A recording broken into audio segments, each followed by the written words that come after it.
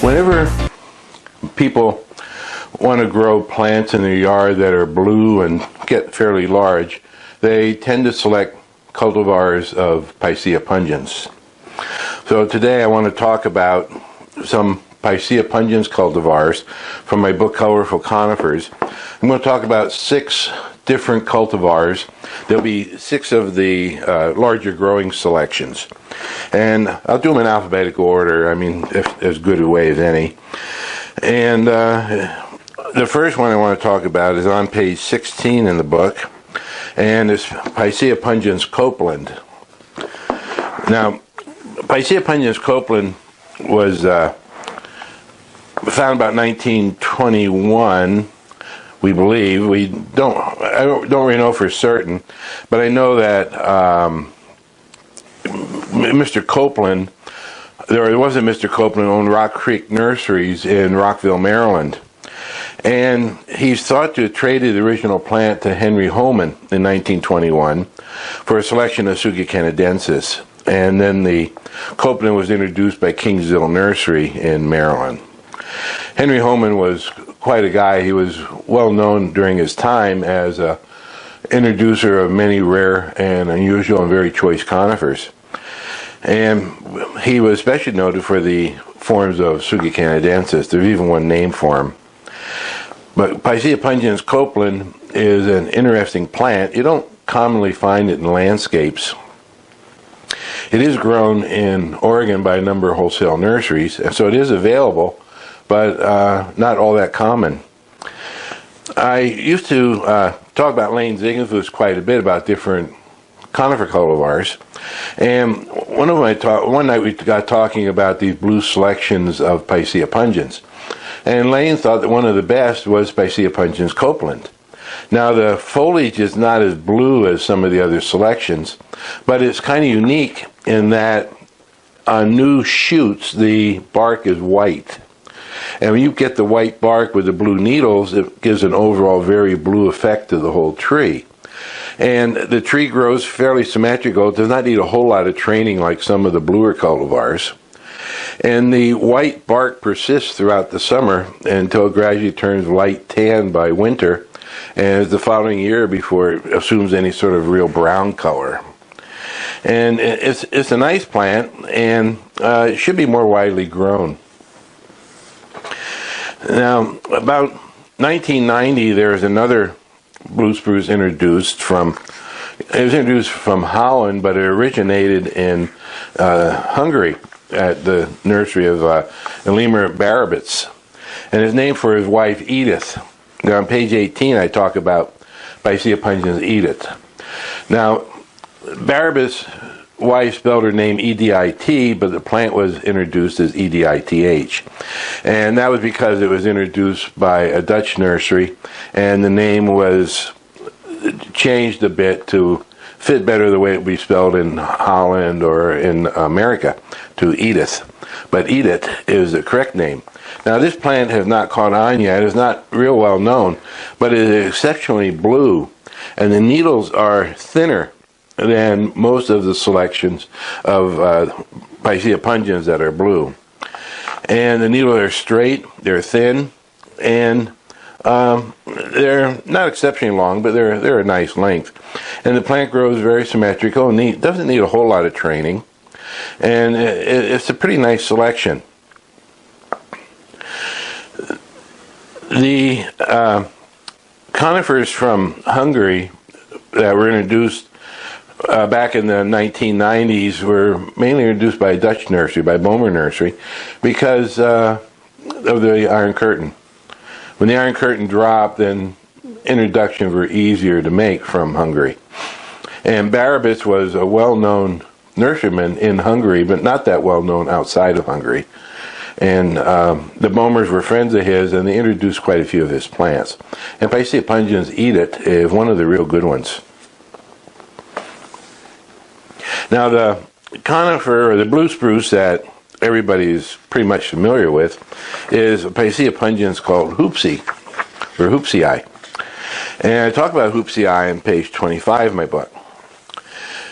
Hoopsii originated about 1958. And it is one of the two best blue forms of Picea pungens. In fact, it is considered the one to plant when you want to plant a blue, so a real bright blue selection of Picea pungens. Now, it is a little bit brighter blue than the darker blue of Picea pungens Thomsen, but they're both exceptionally blue. And it's a toss-up as to which one you would actually want to plant, because they have many characteristics in common, and they have some other characteristics that differentiate between them. Now, Hoopsii was introduced by a Dutch nursery, the Grutendorf's nursery in Holland, and originated the old Hoop's nursery, which makes sense. It is produced only by grafting.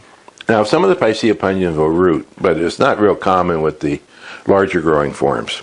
But Picea pungens Hoopsii definitely has to be grafted, and there's a problem with it. Whenever Hoopsii is grafted, the terminal bud dies. If you do 100 grafts, you're going to have dead terminal buds on 95 of them. And this means that a lateral bud assumes the growth of the tree. And of course, the lateral bud comes out at an angle. And since the shoot itself was probably from a lateral branch, this encourages the tree to really grow sidewards. And so it requires quite a bit of work to train it upright. For one thing, you have to get that lateral bud coming off of the stem to go straight up. And it has to grow for a while to get rid of that little curve of where you forced it to go up. And then the tendency of that shoot is to grow sideways anyway, so you have to overcome that as well. So it takes several years to get a nice upright shoot started. And then it takes several more years for the tree to fill in. Well, I know when I first started looking for Hoopsii back in the late 1970s, when I was just really getting into collecting conifers, I discovered that to get a Hoopsii, they were priced at about $20 a foot, and that was a wholesale price. And I quickly lost interest in it, because if I got a 5-foot Hoopsii, I had to spend over $100 for it. And in those days, I was not spending $100 for any one particular plant. In fact, the first plant I ever spent $100 for was a Pinus parviflora ogonjonomi, which I bought from Joe Burke for $125. I'd never thought I'd spend that much money on a plant. Well, I wasn't about to spend it on Hoopsii. But they require so much work to get them going upright that it makes it an expensive tree. But the blue color makes it well worth it. And there again, Hoopsii is not all that uncommon in nursery. Better nurseries carry it. Most of them are field grown rather than container grown. And there are quite a few nurseries throughout Oregon that grow them and ship them back east or to the Midwest. But Hoopsii is an excellent cultivar once it gets trained upright to make a nice specimen. But that involves a lot of expense. That's why they're expensive. I'll talk about Thomsen. Thomsen is the alternative to Hoopsii. I'll talk about that a little bit later. Before that, I want to talk about the next one. Well, actually, let's take that one out of alphabetical order. Picea pungens Thomsen is covered on page 38 in my book. Now, Thomsen has kind of a special place for me, because that was one of my first conifers when I started collecting conifers. I had found this, or Joe Lancalis, a friend of mine, had been exploring dwarf conifers about a year before I started, and he discovered this nursery down in Orfield, Pennsylvania. And we went down there together, and the fellow had the nursery, was working for a landscaper, and he had this nursery he had bought from another nurseryman who had moved to Vermont. I didn't know at the time it was Greg Williams. And there are all kind of weird plants growing here, and this guy wanted to grow them on for his retirement. But I got talking to him and interested him in a fossil from the coal regions, a fern fossil. I told him I had a real nice fern fossil that it broke open, and there were both halves of the fern, the front and the back of the fern. And I offered to trade it to him for some conifers.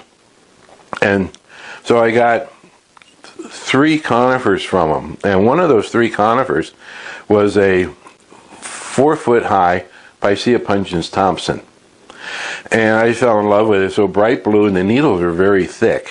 It was a bit irregular because Thomsen, like Hoopsii, grows irregular as a young plant and needs a lot of work and staking and care to get it to grow up into a nice Christmas-shaped tree.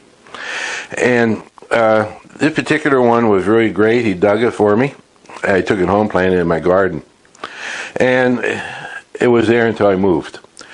And so I grew up for about 10 years. In those 10 years, it developed a very nice shape, and I did very little work with it. So it had been trained enough to become a nicely shaped tree. And it was about 8 feet tall when I sold my collection. And that was sold with it.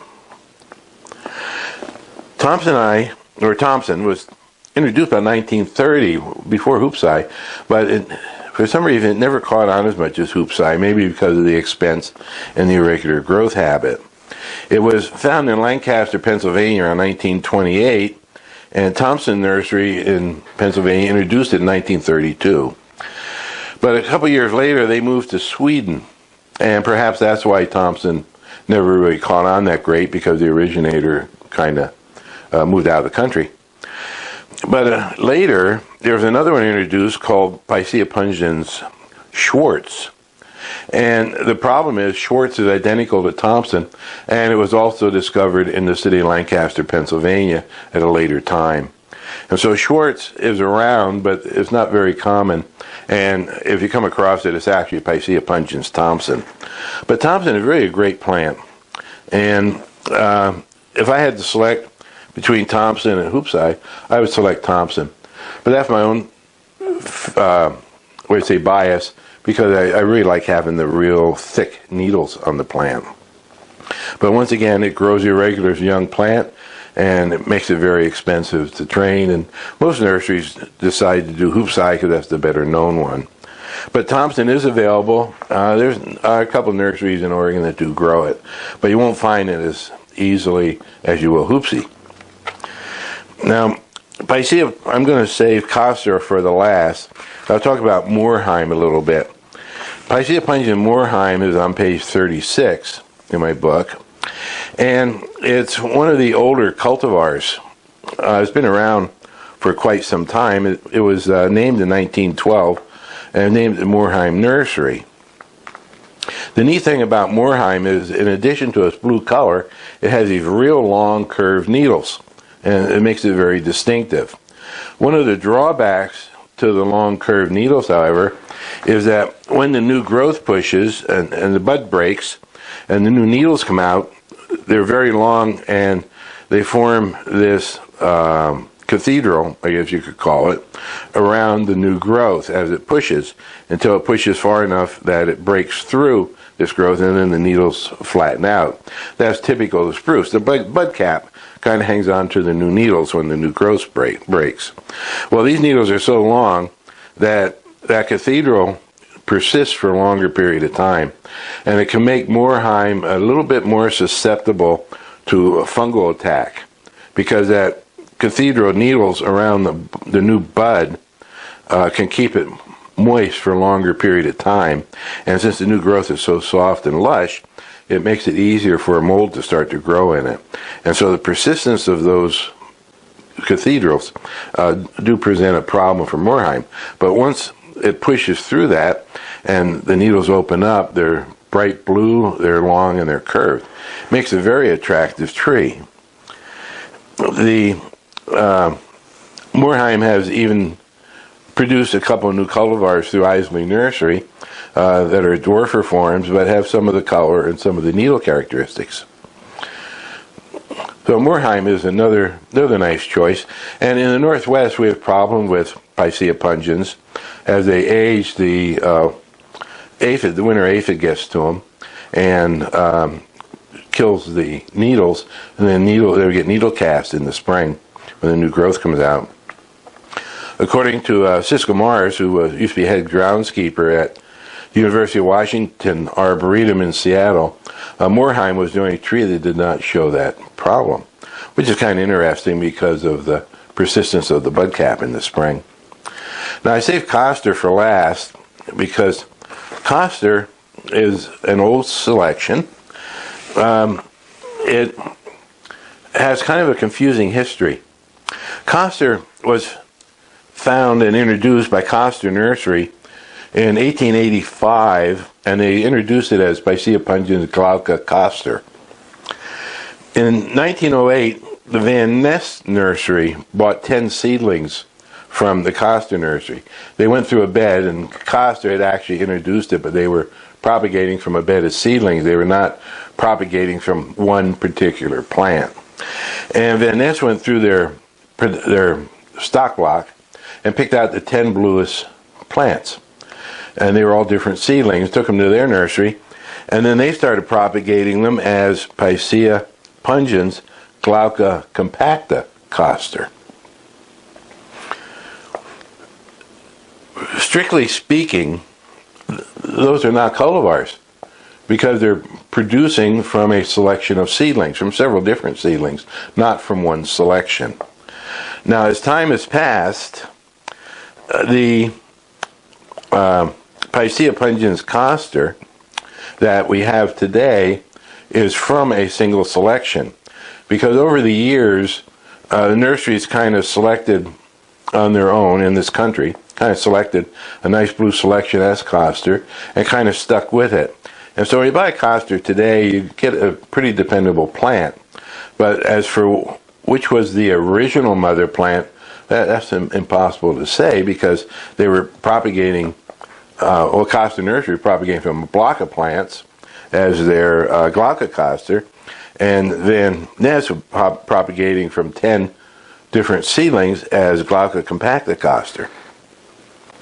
But Koster is fairly common. When you buy one today, you can be pretty sure, or actually you can be sure, that it's going to come from a single clone. And that single clone has some certain characteristics, such as sickle-shaped needles. They're slightly sickle-shaped, not as much as Moerheim, and they're a nice bright blue color. The needles curve up from the bottom sides of the shoots and come up along the sides. And it makes a very attractive plant. Grows quite large, like all these Picea pungens do, and has good blue color and gets nice and the Koster nursery introduced another plant in the late 1800s, in fact 1895, called Picea pungens Glauca pendula. And that adds a little bit to the confusion of Picea pungens Koster here in this country, because some of the old Koster plants have a very strong weeping habit, and probably what happened was some of these plants which introduced Glauca pendula came over into this country, and the label was lost or something happened to the label, and they're from the Koster nursery, so they just called them Koster. And that could also be part of the problem, because about 15 years after they introduced Glauca pendula, 2 other nurseries were offering the same plant under the name of Kosteriana and Koster pendula. And perhaps those plants could have been imported to this country also. Either way, there's a little bit of confusion with the old specimens of Koster, in that some of them have a very strong weeping habit. And they're probably plants that were brought over, label lost, or names confused, and they were plants labeled either Kosteriana or Koster pendula or Glauca pendula from Koster nursery. Either way, those plants are not propagated under the name Koster today. If you purchase a plant, Picea pungens Koster, you're getting a Koster that came from one of those original seedlings, and the nurseries in this country have pretty much straightened it out so that they're producing from one clone, and so they're dependable in the way they grow. Anyway, I hope I didn't confuse you too much with my talk about these 6 different plants. My intention in doing these readings is that if you have the book, you can kind of follow along. I give you the page numbers, and as I read from or I talk about a particular plant or topic from the book, you can kind of be looking at the pictures in the book and reading along in the book itself. I intend to do quite a series of these. There's lots of information in my books, and it seems to be catching on. I'm getting more and more viewers. If you're enjoying it, be sure to pass the word around and sign up for my video channel and become a follower on my Facebook page. Anyway, thanks for watching.